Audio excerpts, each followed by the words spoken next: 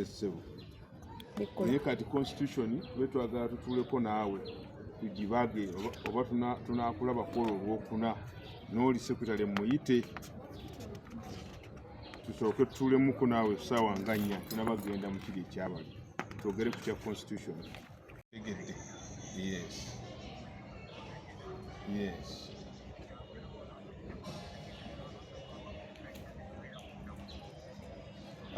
Si lwe lukiiko lwa icyumba kiba kirina space yakyo.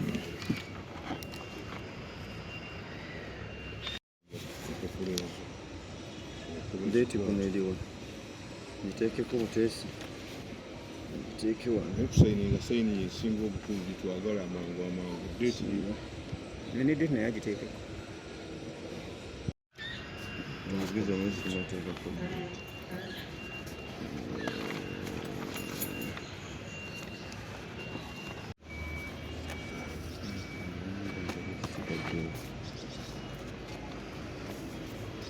tutaganyiza baba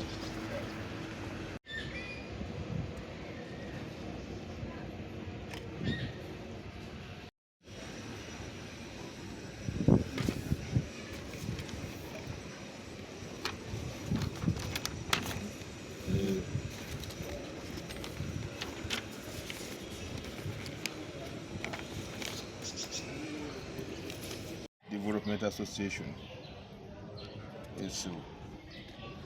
Mungu ateremu obwa kanso tuyise olukiiko lwa bannamawulire luno okutegeeza eggwanga ne bannamukono mwenna okutwaliza wamu ensonga ssemasonga ekutte wansi ne waggulu ey'obusiraamu bw'e Mukono obubadde bututte ebbanga nga buli mu kanyoolagano wansi wa Uganda Muslim Supreme Council.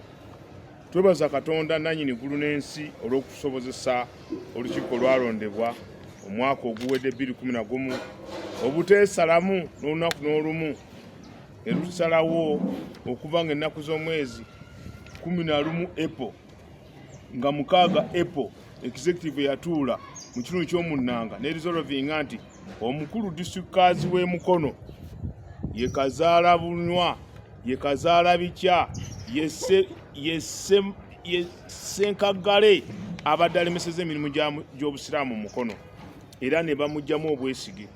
Awo naawo ne ngamba olukiiko libanange mwongereyo akadde omusajja tumuwa akadde n'awandiikirwa ebbaluwa addemu alabikeko nga 10 omwezi ogwokuna 2023 era ne sayini ye yino n'agisayininga n'aga nti olukiiko ndutegedde naye nsaba ndwongereyo ate aluyita nno ate yasaba okulwongerayo lubeerewo nga 18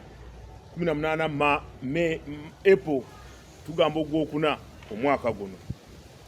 Ate mba nfuluma mu ofiisi ye ate n'awandiika nga 2 bannaffe ne mbategeeza executive ti omusajja ayagala twongereyo ne baga nti omusajja eyo yenkola ya sheikh Saziri Lumala bw'atyo bwabuzaabuza tayagala nkiiko okutuula twasaba dda agibwemu obwesige era 27 omwezi ogwokuna kanso yonna nga teyesazeemu namwe bannamawulire mwaliwo eggwanga lyonna mwamanya ne bamugyamu obwesige. Bwe okumugyamu obwesige mwalimu ekiwandiiko alipoota okugitwala mu bakama baffe ku Supreme ne tugendayo ennaku z'omwezi 4 omwezi ogwa Maayi omwaka guno era omwezi guno ogwa Maayi era yino stamp Secretary General Mufti n'afuna era ntusinkana Mufti wa Uganda Sheikh Ramadhan Mubajje n'olukiiko lulwo n'olufuzi olulimu National Chairman Dr. Muhammad Rubega ne Secretary owa Religious Affairs ow'ensonga z'eddiini Sheikh Sali ne wakakiiko k'ebyokulonda bamuyita Hajji Abubakari Wadanga basebo ne banyabo bonna ne balisolvinga ne bakisaawo ekimu nti Mukono afuuse ekizibu mugende mutuuze olukiiko lwe bayita Joint Council.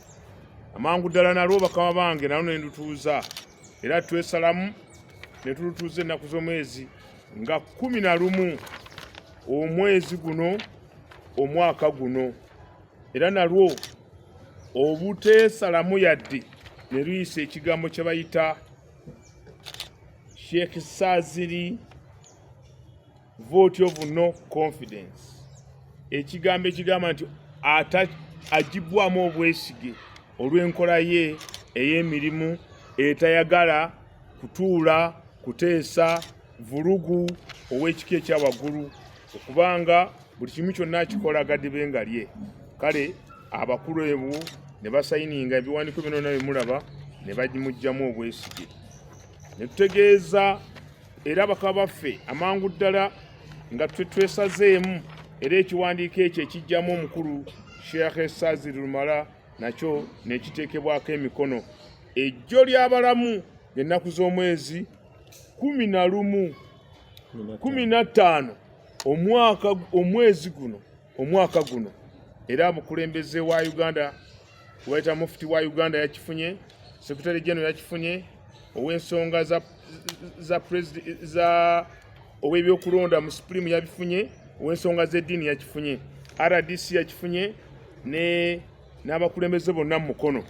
Okuva n'olwaleero ennaku z'omwezi 16 omwezi Maayi ogwokutaano 2023 mu kitabo kino gye bayita Constitution ya Uganda Muslim Supreme Council eri amended gye bakyusaamu efugwa obusiraamu bwa Uganda era obumpeebwa obuyinza bwonna okulangirira ebivudde mu kulonda n'ebyava mu lukiiko olufuga disitulikiti y'e Mukono. Sheikh Saziri Lumala takyali disikazi wa Mukono okuva era omulimu gwonna gwasobola okukola okuva na leero tegubalibwa mu mateeka ga Uganda Muslim Supreme Council. Era essaawa zino nsaba Supreme etuwe mangu mu disikazi omujja era entebe eno esigadde mu lukiiko lwange nga tukyagikuuma okunda disikazi omujja.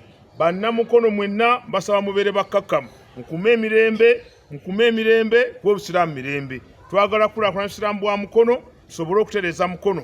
Amangu ddala nga mufunye ekirango kino mujje mukolagane n'ab'amatwale, buli alina ow'ettwale gw'oba oyitanga disikazi paka mufti wa Uganda n'olukiiko lwe olukulira abamanyi olunatuweereza mufti. Ate era nkikakasa ti mumangu ddala nga bafunye ebiwandiiko bino tebakyaweza mwezi mulamba nga batuwadde mu disikazi omujja. Allahu akbar, la ilaha illallah, Allahu akbar, Allahu akbar, walillahi walhamd. Assalamu alaikum. Kwesimbawo oba okulondebwa kwali kututumula tutumu na kutumbula wamu n'okugonjoola ebizibu by'obusiraamu mu ggwanga naddala e Mukono.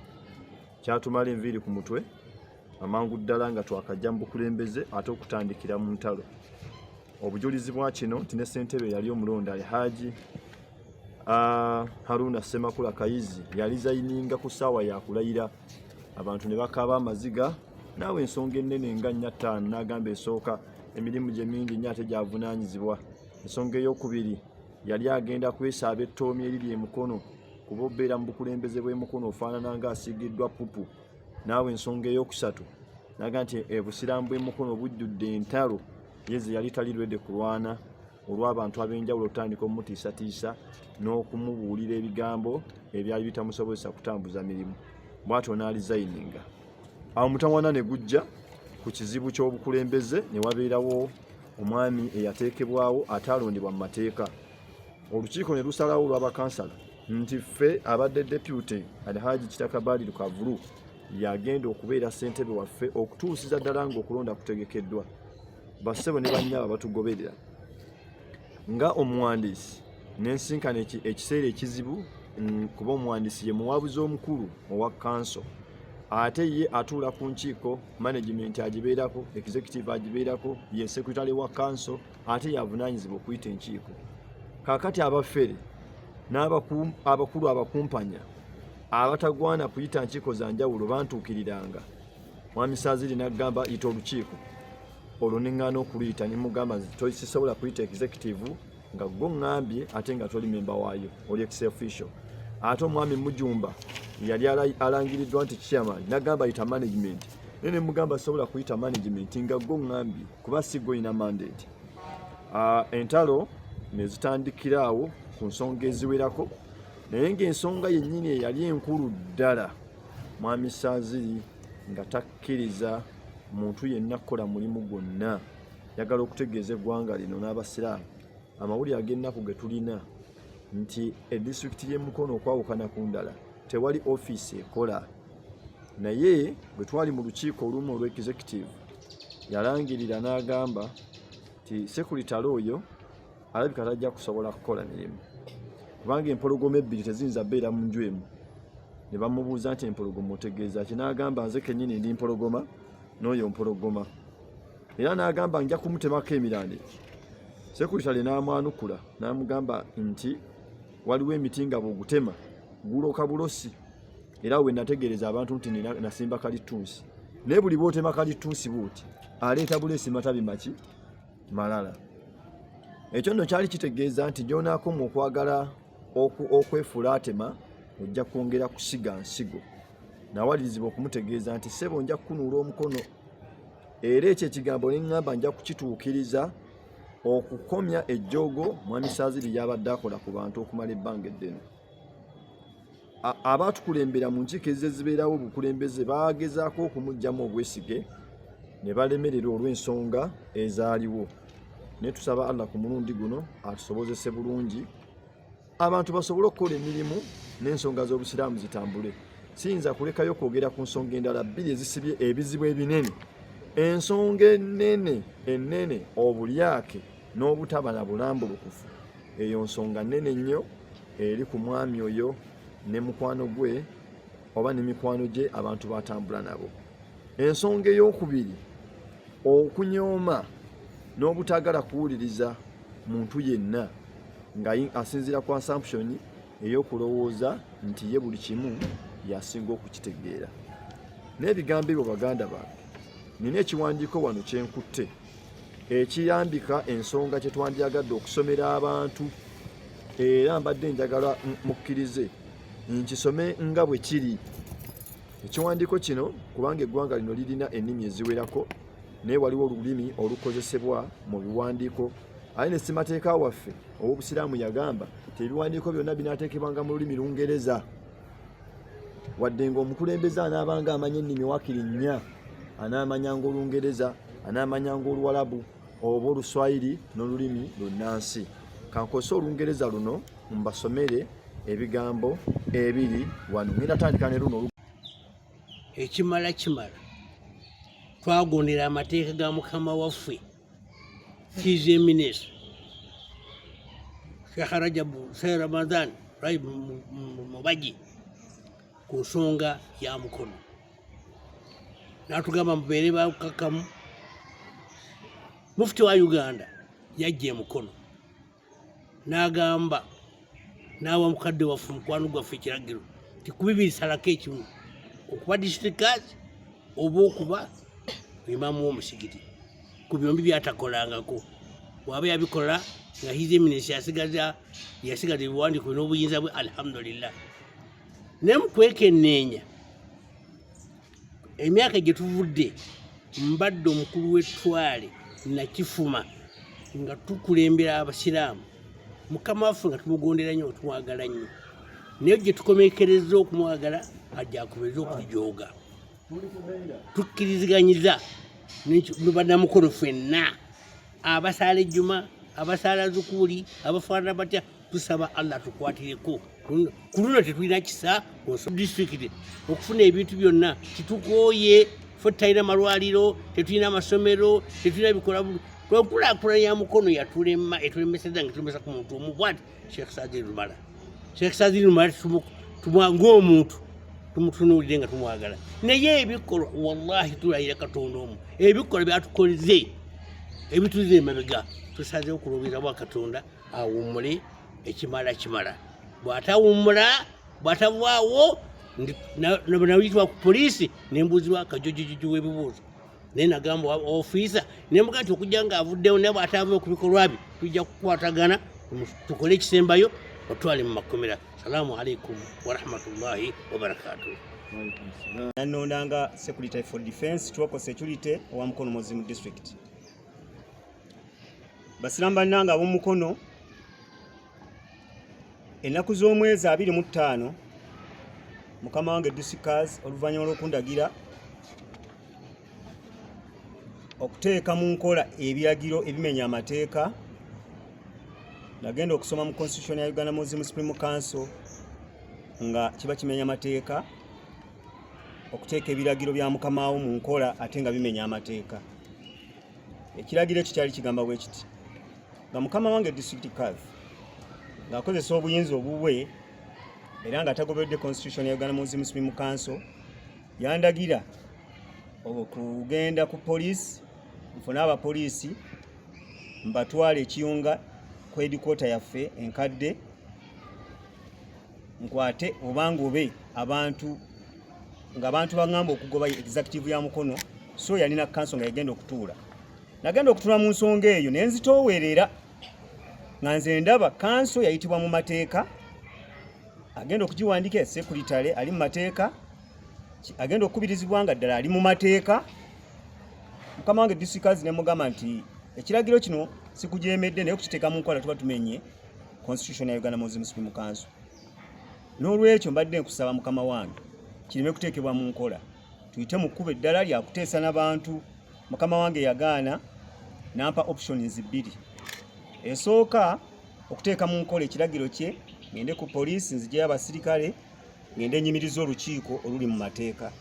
Kintu ekyo bannange bannamukono kyankalubirira nampa nti ekyo mbanga sikisobola nina okukola ebintu ekisooka kimu. Ekisooka ndizayininge, ekyokubiri nteke mu nkola kyandagidde. Bannange ku lw'obulungi bw'obusiraamu Mukono nasalawo okulekulira ekifo kya secretary for defense stroke security Mukono Moslem district. Ensonga ezo nagenda okuzikola gwe naganda okuzikola omukisa gwankwata nga ate council yennyini gwetuula bwe mala okugaana okuteeka ekiragiro ekimenya amateeka mu nkola naddukira mu bakama bange aba council n'enyanjula y'ensonga eyo era ne mbategeeza nti ndizayininze ng'ennaku z'omwezi 26 era ekyo ebbaluwa n'engiwandiika ne njuweereza mukama wange Disitrict Khadhi. Allah nsaba okusasira n'emirembe bibire ku ekitibwa nabbi waffe Muhammad sallallahu alaihi wasallam. Yatugamba ekitibwa nabbi waffe Muhammad sallallahu alaihi wasallam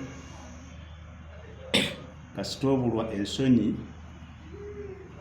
buli kyoyagala kyoba okola. Abantu betutudde nammwe mu Mukono District ne bakusindika maaso ne bagamba nti gundi yajja okusobola okyogera yatalina nsonyi, tosuubira nti baba bakuwaanyi, baba bakutadde mu bantu abawansi. Mukono tulinayo abantu ab'olulango nga babanoonya bunoonya ne babona essente mwogere ebintu kubanga tebulina nsonyi. Naye nabbi waffe Muhammad yatugamba nti alhayaau min al iman, ensonyi kitundu mu bukkiriza. Omukulu Kitaka nkuwa ekitiibwa mu mbeera zo. Bw'oba otambulira ne constitution ya Uganda Muslim Supreme Council ye yateekawo akakiiko akakwatagana n'ebyokulonda n'ekawa obuvunaanyizibwa okubeereka nga keetengeredde okukola emirimu gyako. Byonna ebikolebwa olwaleero mu Mukono District byebyo bye twajja mu kakiiko k'ebyokulonda. Ebbaluwa gy'ensembi ey'okufuna yafulumanga ennaku z'omwezi 25 April nga Sheikh Mujumba ye ssentebe owa Mukono Moslem District ng'ejjawo ebbaluwa eyakuweebwa Omar Waswa eyagikuwa ng'amaze okuva mu ofiisi ye ey'ebyokulonda. Ebbaluwa yalambika bulungi nti ebbaluwa eyafulumizibwa Omar teyali makubo matuufu. Mujumba olwaleero ye ssentebe wa Mukono District. Kiri mu kunneewuunyisa obutabaamu nsonyi. Ebbaluwa eyo ng'ogimanyi bulungi n'ekitebe ky'ebyokulonda ekya Uganda Muslim Supreme Council kigirina okutambula mu bantu nga weeyita ssentebe. abantu bajja kukkiriza byoyogera, bajja kukkiriza byemwogera singa abakikola be basaanidde kikola. Tunuulira ku ntebe w'obadde otudde, obadde n'enkuyege tetya ssabo, era naye amanyikiddwa nti talina nsonyi, ayogera by'abeera ayagadde. Be bantu abatudde era abaagenda mu Supreme Council nga bagamba nti Saziri bamuggyemu obwesige, ne bababuulira nti bo si be balina obuvunaanyizibwa okuggyamu Saziri obwesige, waliwo enkiiko ezimanyiddwa. Nkuyege tetya ssabo tali ku lukiiko. N'abantu abalala bootudde nabo abeekweka nga tusobola kujja mu kamera tebali mu kanso abalina obuvunaanyizibwa okukola omulimu ogwo. Singa bonna mubajjayo ne balaga abantu naye era temukwatibwa nsonyi, kibalemye okulaba nti abantu bajja kukiraba nti tebaliyo bemwogerako. Maliriza ebigambo byange.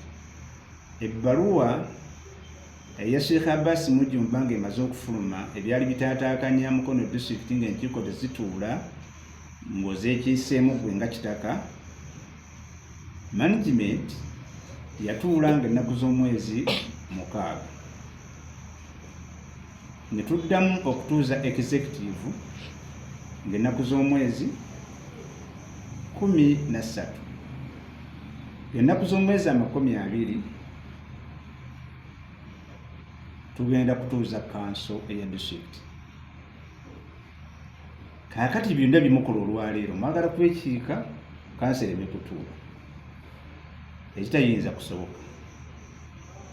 Maliriza ebigambo byange nga mbagamba nti okusalawo okwenkomeredde ku bikwatagana ku bukulembeze bw'Abasiraamu biri mu mikono gya Allah subhanahu wa ta'ala, naye mu budde buno ayisizza mu His Eminence Mufti wa Uganda Sheikh Ramadhan Mubajji nandiyagadde byonna bimulangirira mugende mu ofiisi ye abawe ekiwandiiko nga kyemusoma, ebyammwe si byebikola, byemusazeewo mu bitwale eyo, naye okusalawo okwenkomeredde kulina ofiisi gye kuvaamu. Mugende eri His Eminence Mufti wa Uganda, mugende mu Electoral Commission, mugye ebbaluwa efaanana eya Abbas Mujumba, mutandike okutawaanya abantu. Abasiraamu ba Uganda mwenna mbakubiriza, ofiisi zino si zaffe, si ffe twazisookamu ate si ffe tujja okusembayo, naye abantu tubasaba bayingirire emiryango egiyingirirwamu, naffe tujja kufumira miryango egifumirwamu mu mirembe ng'ate mulimu okuzimba eggwanga. Ennaku z'omwezi nga 2 mwenna abakanso muyitiddwe okutuula wano ku kitebe ekikulu edikwota eza district wano ku Masjid Atik nga 28 tulina ddalasa gaggadde era wano ku muzikiti waffe temubwazaabuzibwa n'ebigambo bya Kitaka. Tukkiriziganya nti talina nsonyi, Allah bw'atyo ye Mutonda, tetujja kukyusakyusa mu ntonda ya Allah. Assalamu alaikum wa rahmatullahi wa barakatuh. Mukono Moslem District bwali buvudde mu kakiiko aka Electoral Commission. Bukamala okulondesa Mukono kaaleka Sheikh Abbas Mujumba nga ye chairman alondeddwa mu mateeka era n'alayizibwa n'olukiiko lwonna olufuga district. Bwayitawo obudde baakomawo nga bakulembeddwa Umaru eyali yakulembera akakiiko k'Electoral Commission, n'ajjako Abbas Mujumba obwa chairman n'amuleka nga ye acting chairman, ekitaliyo mu mateeka. Bwe yamala okutuuka e Kampala mu kadde, His Eminence Mufti wa Uganda n'amugoba ng'amugoba ku nsonga ezaabweffe ze tutamanyi. Yamugoba ng'ennaku z'omwezi 24. Agobani? Agoba Umaru eyali atwala ebyokulonda mu Uganda Muslim Supreme Council. Bw'amala omugoba ng'ennaku z'omwezi 24 n'afuluma ofiisi n'atuuka ebweru, ekisuubirwa okuba nti yaweebwa ssente, n'akola ebbaluwa endala ajjako Abbas Mujumba obwa acting chairman n'awa Kitaka Kavulu okubeera nga ye acting chairman owa Mukono Moslem District. addayo mu electoral commission. Saziri Lumala nensanga obuzibu okubeera ne bachairpersoni ababiri nga bava mu ofiisi emu nga bonna basayiniddwa ku bbaluwa zaabwe omuntu omu. Ne ngenda mu electoral commission ne mbagamba ebbaluwa zino banjalulireko eyinza okubeera nga nituufu. Baamaliriza bakkaanyiza nti ebbaluwa eyakolebwa ng'ennaku z'omwezi 27 ng'ekolebwa Umaru eyayoobwa Kitaka yali nfu. Ebbaluwa entuufu Abasiraamu Jumba ye yalondebwa mu mateeka era n'alayizibwa agende mu maaso emirimu gye. Nga Disitrict Khadhi wa Mukono, Disitrict ngitambuliza ku ebyo ebivudde mu electoral commission babeera bampalire. Bali beewaako kopi bonna gye bali wansi. Ngisizaako sheikh bulungi. Wansi.